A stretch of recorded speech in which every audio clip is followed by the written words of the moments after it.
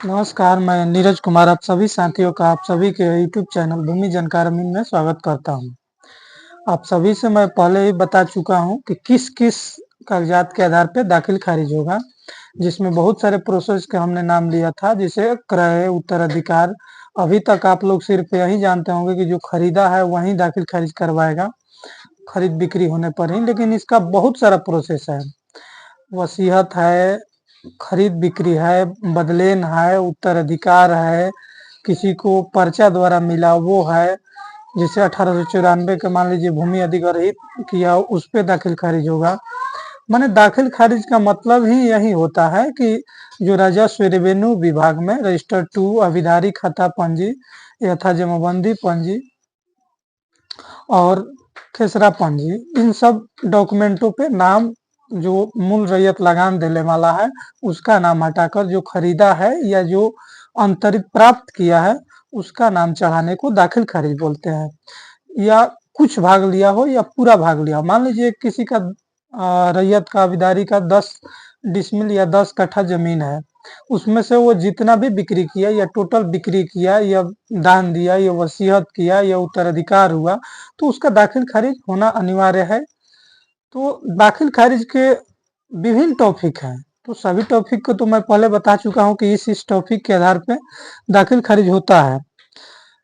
क्रय के बारे में आप सभी जानते हैं कि क्रय कोई जमीन खरीदता है, खरीद बिक्री होता है तो उसके डीड दस्तावेज के आधार पे दाखिल खारिज होता है, केवाला के आधार पे 90 दिन के अंदर अंचल अधिकारी के अंतर्गत उसका आवेदन प्रस्तुत करना पड़ता होता है। लेट होने पे उसके एक क्षमा याचिका क्षमादान लगाया जाता है और एक आवेदन, उसके बाद उचित कारण देना पड़ता है। उसके बाद अगर अंचल अधिकारी को लगे कि हाँ आप उचित कारण दे रहे हैं, जैसे आप ये भी लिख सकते हैं कि हाँ हमारे घर में जानकारी का अभाव था, हमको ये चीज मालूम नहीं था, या ये भी लिख सकते हैं कि इतने दिनों से हम लोग गांव पे नहीं थे, बीमार थे।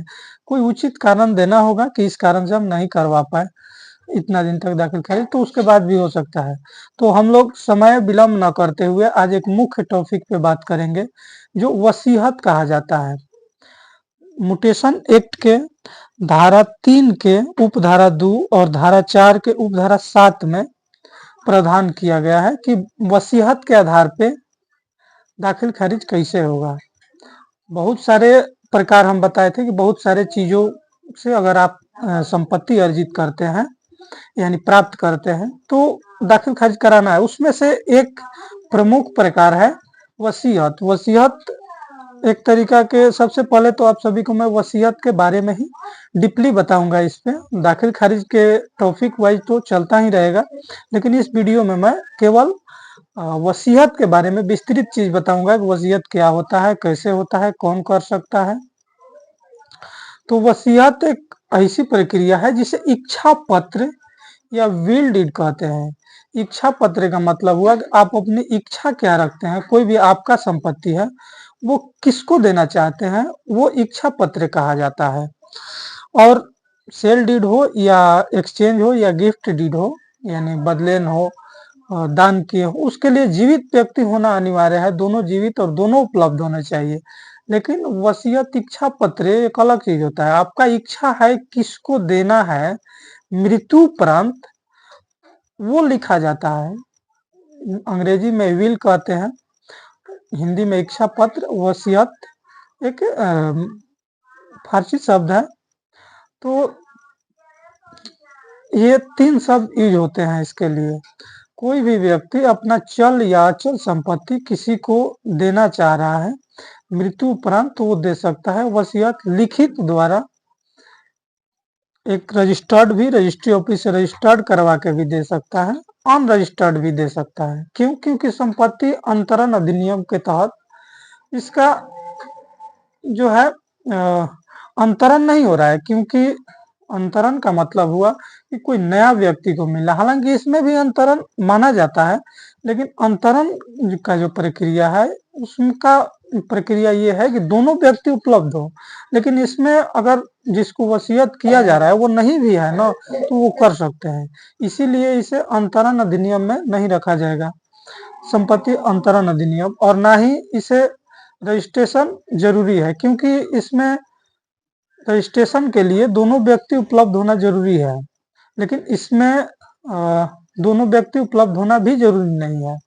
अगर कोई देना चाह रहा है किसी को नहीं भी है तो वो दे सकता है, और मृत्यु के बाद उसके लागू होगा। यानी कि कोई वसीयत किया या विल किया तो उस अगर वो किया तो पूरा जीवन जब तक वो जिएगा उसी का रहेगा। उसके मरने के उपरांत कोर्ट से उसका प्रोवेट कराया जाता है न्यायालय द्वारा। डिस्ट्रिक्ट न्यायालय अगर कोई आपत्ति आए, चाहे विवाद की स्थिति में हाई कोर्ट में भी जाता है, सुप्रीम कोर्ट तक भी जा सकता है विभिन्न परिस्थितियों में, लेकिन जनरली हाई कोर्ट तक प्रोवेट हो जाता है। और एक बात ध्यान रखिएगा, ये जो मैं विधियां बता रहा हूँ ये केवल हिंदू के लिए है, हिंदू मुस्लिम के लिए नहीं है। उसका अलग लॉ है, उसको मैं अलग तरीके से बताऊंगा। आप सभी जानते हैं कि हिंदू सक्सेशन एक्ट, चाहे भारतीय उत्तराधिकार अधिनियम 1925 में मुसलमानों के लिए कुछ अलग व्यवस्था है, और हिंदू के लिए, हिंदू का मतलब हो गया हिंदू, बौद्ध, जैन और क्रिश्चियन, पारसी को छोड़कर सिख, जैन, बौद्ध और हिंदू, 4 धर्मों पे ये लागू हो जाता है, क्योंकि इन सभी धर्मों का सेम उत्तराधिकार का प्रावधान है। आप सभी जानते हैं कि बौद्ध धर्म पूर्व में हिंदू धर्म का ही व्यक्ति थे, चाहे भगवान महावीर, चाहे बुद्ध, ये हिंदू धर्म के ही पूर्वजों द्वारा वंशानुगत हुए हैं। इसीलिए और उन लोगों में नियम थोड़ा सा अलग है, लेकिन सेम ही है। और इस्लाम में थोड़ा नियम अलग है, हर नियम में थोड़ा थोड़ा उन लोगों में अलग है। हालांकि सुप्रीम कोर्ट के कई सारे जजमेंट में, चाहे शाहबानू, सहरा बानू, अन्य बहुत सारे केसों में क्लियर कर दिया गया है कि धर्म अपने सीमित जगह पे रहेगा, संविधान से देश चलेगा, न कि किसी धर्म से। फिर भी कुछ इस्लाम में अलगाव है, कुछ अलग है, जिसके लिए सिविल कोड आने वाला है। सिविल कोड का आप लोग इंतजार कीजिए, समान नागरिक संहिता वो लागू हो जाएगा तो कुछ प्रावधान फिर भी अलग रखना पड़ेगा, क्योंकि हमारे देश विविधताओं वाला देश है, विभिन्न धर्मों, विभिन्न जातियों, जनजातियों वाला देश है, तो कुछ अलग रेफरेंस रखना पड़ेगा किसी किसी के लिए। न दीजिएगा तो देश में विवाद होगा और अलगाव का नीति उत्पन्न होगा, और हम अपने ही लोगों के, अपने ही देश के लोगों के साथ किसी भी तरीके का अन्याय उन्हें लगे कि मेरे साथ अन्याय हो रहा है, वो वाला काम नहीं करेंगे। तो ये हिंदू और बौद्ध, जैन के लिए है।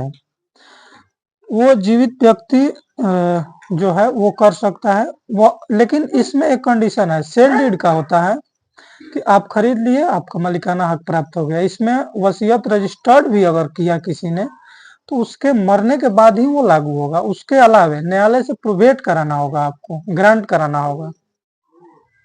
उसका प्रोसेस होता है, मैं सीपीसी के जब प्रावधान बताऊंगा तो उसमें बता दूंगा कि किस किस प्रकार से उपलब्ध कराया जाता है। सबसे महत्वपूर्ण चीज कि जो वसीयत करता है, यानी जो एक्सिक्यूटर है, टेस्टेटर है, उसका क्या अधिकार है ये भी देखना पड़ा। अब ये नहीं कि दूसरे का जमीन आप वसीयत कर दे रहे हैं तो आपका लड़के का, चाहे जिसको आप वसीयत कर रहे हैं उसका हो जाएगा। आपका टाइटल होना चाहिए, स्वामित्व होना चाहिए, आप उस जमीन के मालिक हैं, और इच्छा आपका है कि मेरा मृत्यु उपरांत किसी अन्य व्यक्ति को, चाहे अपने परिवार के किसी व्यक्ति को दे सकते हैं। लेकिन मुस्लिम में ये अलग है, इसीलिए मैं पहले कह दिया हूँ, मुस्लिम में अपने परिवार को नहीं दे सकते हैं, और टोटल संपत्ति आप किसी को नहीं दे सकते, 1/3 ही दे सकते हैं। लेकिन हिंदू, बौद्ध और ये 4 धर्मों पे ये अलग प्रावधान है जो लागू होता है। आपके अगर संपत्ति है तो आप दे सकते हैं किसी को वसीयत में, और आपके मृत्यु उपरांत सिविल न्यायालय द्वारा प्रोवेट होगा, उसके आधार पर मोटेशन होगा, उसके आधार पर वो मालिकाना हक प्राप्त करेगा। और जमीन के मालिक हो गया तो लगान देगा, दाखिल खारिज हो गया तो। दाखिल खारिज में जनरली यही प्रावधान है। और वसीयत का मतलब आप सभी लगभग समझ गए होंगे कि वसीयत क्या होता है। अब विभिन्न तरीके के सुप्रीम कोर्ट, हाई कोर्ट के जजमेंट में तय किया गया है, जो मैं आप लोगों को थोड़ा सा बता देता हूँ। जैसे बिहार टेंडेंसी एक्ट जो था, बिहार काश्तकारी अधिनियम, उसके धारा 11 में भी इसका प्रावधान है कि आप दे सकते हैं वसीयत द्वारा अपना जो अचल संपत्ति यानी भूमि है वो दे सकते हैं, वसीयत कर सकते हैं किसी के नाम से। उसके बाद वसीयत ग्रांट किया जाएगा, न्यायालय द्वारा प्रोवेट कराया जाएगा। उसके बाद उस स्वत्व उसमें निहित हो जाएगा। और ग्रांट का प्रोसेस है कि उसमें पक्षकार बनाया जाएगा जो उनके वंशज है। तो ये मैं सीपीसी का पार्ट हो गया कि क्या उसका प्रोसेस रहेगा, कैसे कैसे कराया जाता है, चाहे कैसे कैसे किया जाता है, सब जज, डिस्ट्रिक्ट जज या हाई कोर्ट। तो ये सीपीसी का हो गया। तो सीपीसी के लेक्चर जब मैं दूंगा या उसके बारे में अध्ययन जब हम लोग करेंगे तो बताएंगे।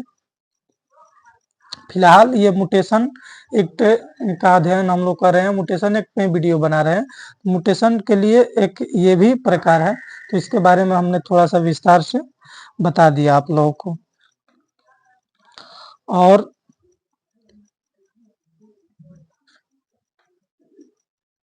इसके अलावे अन्य बहुत सारे सुप्रीम कोर्ट, हाई कोर्ट का जजमेंट है जो क्लियर किया गया है कि किस प्रकार के मालिकाना हक मिलेगा।